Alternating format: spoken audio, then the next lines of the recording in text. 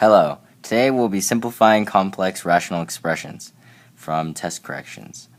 So here is the expression 1 over 1 plus 3 over x over 9 over x squared minus 1 over 1. So first we must find a common denominator for these four places. So as we can see here, the lowest common denominator will be x squared. So in order to make these three numbers x squared, we must multiply by 1. In this case, x squared over x squared. Over here, x over x. And over here, x squared over x squared. This creates a common denominator, and we can just go ahead and cross this out. In the second step, we can simplify the numerators into x squared plus 3x over 9 minus x squared. So now we can just go ahead and simplify.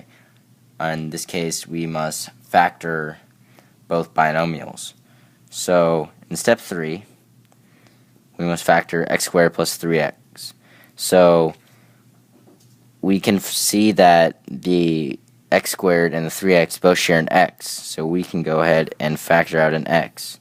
That leaves us with x plus 3. Because x times x is x squared, and x times 3 is 3x.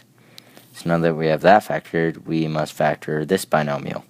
This binomial is a difference of squares, so we can go ahead and put out the format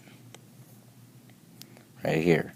So we find the square root of 9, which is 3, the square root of x squared, which is x. Now we see that x plus 3, and there's an x plus 3 right here, so we can cross that out.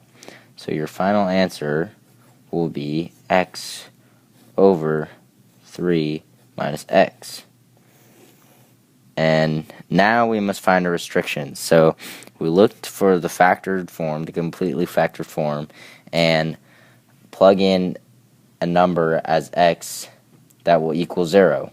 So if we plug in 3 right here for x, that will equal 0. And if we plug in negative 3 here, that will equal 0. So x cannot equal plus or minus 3.